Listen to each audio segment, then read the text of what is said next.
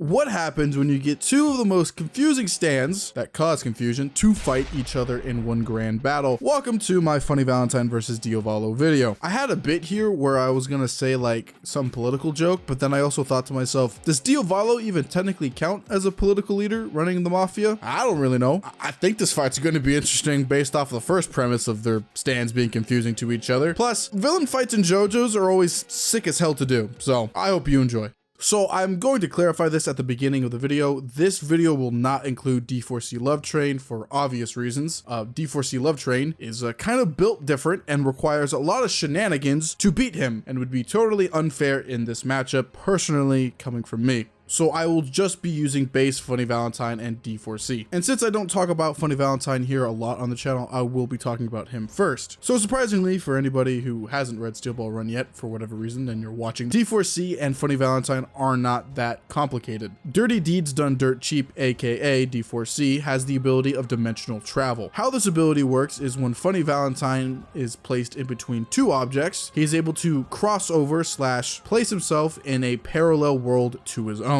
These parallel worlds / dimensions coexist at the same time / same place that Funny Valentine was just at, meaning sometimes they're almost exactly the same, but there are some cases where they can be radically different / slightly different than the previous place Valentine was just at. I would also like to add here, as I don't think I've seen anybody talk about this here on YouTube, is the fact that Funny Valentine doesn't choose the world. Like if he's trying to find something in specific, Funny Valentine has to go through multiple worlds to get it. So it is kind of random, quote unquote. Furthermore, there are two unique things I also want to point out here that I don't think a lot of people realize / forgot about this ability. One, there is sometimes a portal that a person other than Funny Valentine during when the ability is active can use it to cross over into the parallel world Funny Valentine is in, and objects from another world can be sent back to another world if they are placed in between two surfaces and are pushed in on itself. So basically just squishing an object with two surfaces and boom, it will appear back in this parallel world.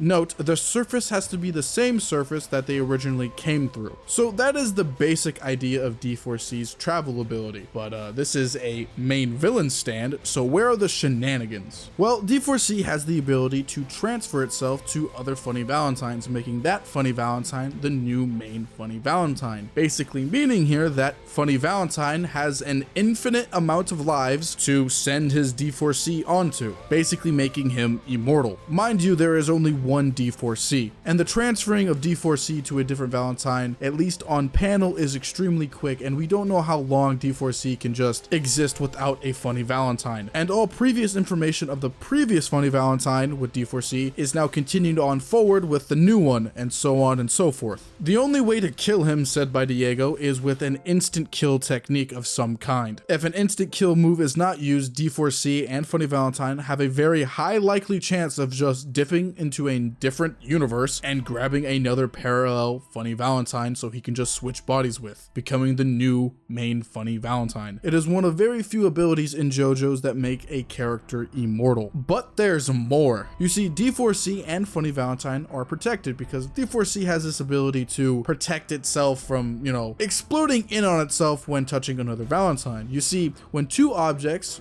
being the literal same object, being like two persons for example, like Diego, are in the same place with each other, that can't happen. The universe doesn't like that and will cause them to merge in on themselves, causing a violent explosion to occur, basically leading to a one-shot ability occurring. That is extremely powerful, as we've never seen a case where a character can just survive that outright. So basically that is everything for D4C. It is a very powerful stand with a lot in its toolkit, but what I will also be talking about here is Funny Valentine himself, as I do need it for a later argument in the video. Funny Valentine is an extremely creative stand user, as the times he has used D4C in his fights, it always leads to confusion and an overall clusterfuck for his enemies, if I'm going to put it lightly. What I mean by this, or the example I'll show on screen, the entire Who Shot Johnny Joestar arc is massively confusing because how many characters and how many different versions of characters were involved. and how confusing it was meeting another version of yourself at the same time trying to fight somebody, who would then use multiple versions of himself to fight you. And just in case he did die, he then can switch to one of those bodies. So yeah, Funny Valentine is extremely good with his power. He knows how to use it and he's very creative with it. The downside here is, and I guess is the giant downside for all Steel Ball Run characters, is that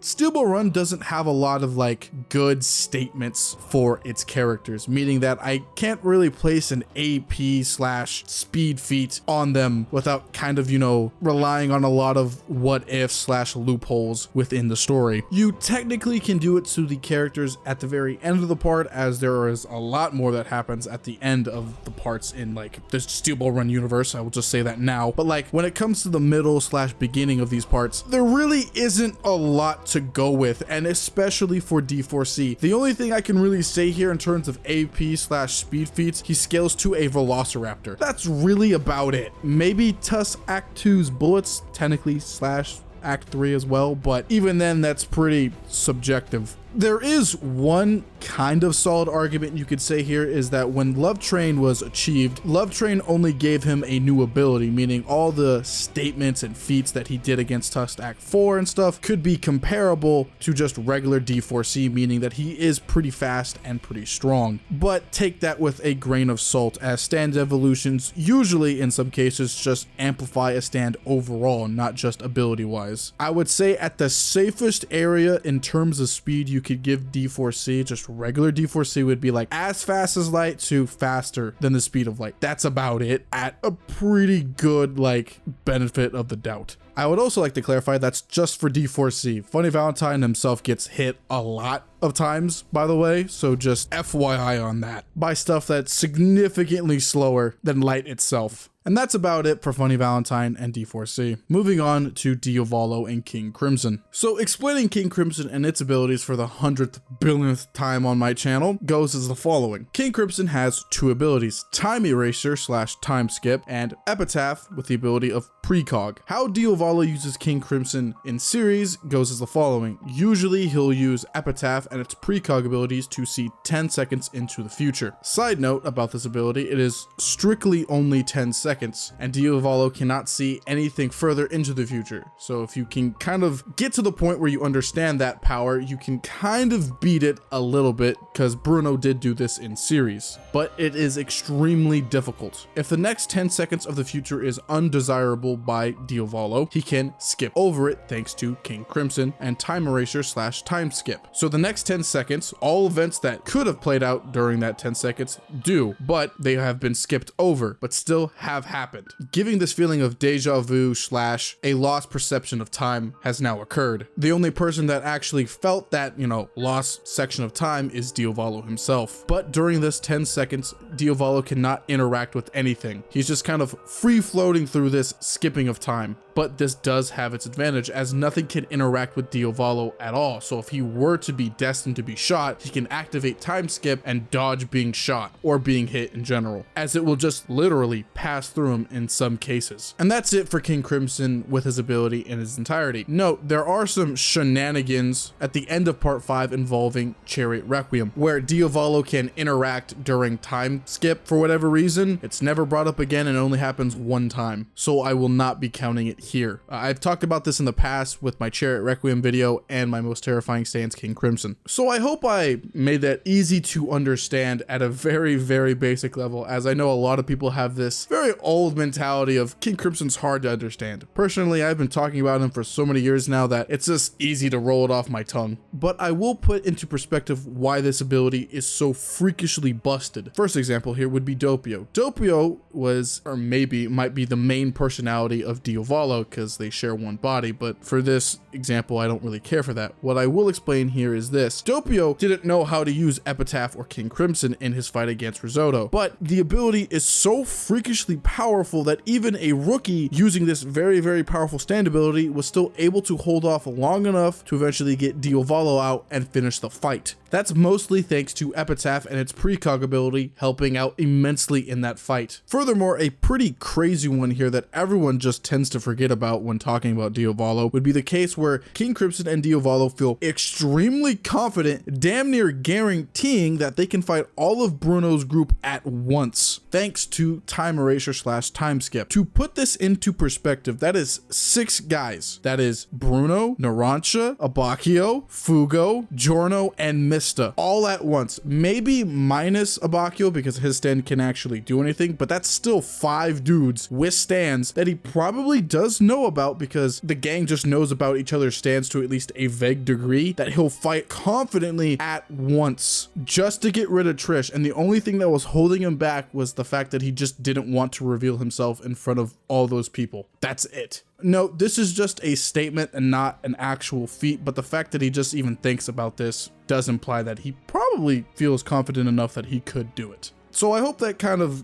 gets you into the thought that, yeah, King Crimson and Epitaph are extremely powerful. But what about Diavolo himself and his intelligence and what he's done? Diavolo himself is a pretty smart cookie, if I don't say so myself. During his second fight with Polnareff, he figures out that Polnareff is using some type of blood drop technique to figure out if time skip has activated. Diavolo, of course, corrects for this mistake and does eventually beat Polnareff again. Another pretty major one would be, of course, being the first person to figure out Chariot Requiem's weakness, as he figures out the ability is tied behind his soul that is located behind his head, using that information to get closer to the arrow to therefore pierce himself with it, kind of giga-braining the group that he was with. So Diavolo is an extremely skilled stand user with a very high intelligence with an incredibly busted ability. But does he have any stats and feats to actually back that power up? And yeah, he really does. He did defeat Polnareff back in the day. Sometime after part 3, Polnareff would try to find out why there was some type of massive drug problem in Europe at the time, and would find out that it is of course because of Diavolo, and would fight him. Diavolo would then completely, utterly destroy Polnareff in this flashback. I need you to remember this. This is a Polnareff much after part 3 with a lot more stand experience, who was somewhat comparable, at least a step down or two, to Star Platinum the World and Jotaro. A stand with massively faster than light plus speeds and AP ranging in small city to mountain level. And Diavolo just one-shot the guy and just said, lol. He didn't one-shot Polnareff, I'm making a joke there, but he did definitely mess him up a hell of a lot, basically making him crippled in part 5. Diavolo and King Crimson, while not having a lot said in part 5, you can assume a lot of their abilities that are extremely high, give or take. I would definitely say, for the guarantee, at least in my opinion, that King Crimson at bare minimum, I can't assume his AP here because it's a bit subjective, but in terms of speed, yeah, he should be at least as fast as Polnareff, if not faster, putting him in that massively faster than light plus category. And so that's about it for both combatants. And like I said at the beginning of the video, how are these abilities and characters gonna kind of interact in this fight, as this is kind of the thing I've been wanting to talk about the entire time. You have to remember, in both of these villains' debuts, they absolutely caused chaos because their abilities were so, I don't want to say abstract, kind of, but just so overwhelming to their opponent. The chaos that Funny Valentine just caused to Wikipedia, Diego, Johnny, and Gyro because of the shenanigans he was able to pull were nuts. On the flip side of that, King Crimson has the ability to make people absolutely confused on why they move from point A to point B in such a short amount of time, on top of the fact of being able to predict your movements before you even thought of them. There are so many factors in this fight, it's really weird. Like, I'm going off script here to get my opinion out, I think in the most raw way possible, but like, I don't really know how time skip and the whole like hopping universes thing are gonna really interact with each other, as it's really weird. Like, maybe technically like King Crimson can predict where Funny Valentine is going to go, but there could be like 10 Funny Valentines on the field that Diavolo has to get through first. And I'm definitely confident that King Crimson and Diavolo can definitely get through a bunch of regular Valentines without D4C, but the match will be very long and very interesting, as we have to see both these characters use their intelligence to a very high degree to figure out the other one, because Funny Valentine isn't a normal stand user and neither is Diavolo. They are both some of the best stand users in the entire series, with some of the best abilities in Jojo. So what I think the major factor here on who would win is intelligence and stats. stats, as both of these abilities can counteract the other one in very interesting ways. Oh, King Crimson kills a Valentine. Oh, well, it was the wrong Valentine, and D4C now switches to a different Valentine, and so on and so forth. And oh, there's another Diavolo on the other side of the field. Diavolo now has to get away from that Diavolo to continue the fight, so on and so forth. There's a lot of ideas that both of these stand users can like jump off of / counteract and just fight off each other. Like it's really tied when it comes to these abilities and how they would really work against each other. So that's why I say stats and intelligence are going to be pretty crucial here. And who would I give the intelligence and, stats to? Well, if you're watching the video, I do think that Diavolo would win at least a majority of the time. He just has overall better stats compared to Funny Valentine, as Steel Ball Run just doesn't have them, like I said. Unlike Part 5, where you can actually get some information out of their main villain when it comes to stats. And we have seen Diavolo figure out other stand abilities and other stand users' techniques mid-fight and figuring out them extremely well, basically giga-braining them. But, and here's the but here, there are a lot of scenarios too where Diavolo could just screw up. Funny Valentine is smart himself and could figure out that Epitaph is a thing and could realize that, hey, he only has 10 seconds to actually know what's going to happen. If I just get to the 11-second mark, I could just actually beat him. Something along the lines of that. And remember, if there's two Diavolos on the field, there's not a guaranteed chance that Diavolo is not going to be curious and there is going to be some exchanging of physical touch where they could interact and then blow up,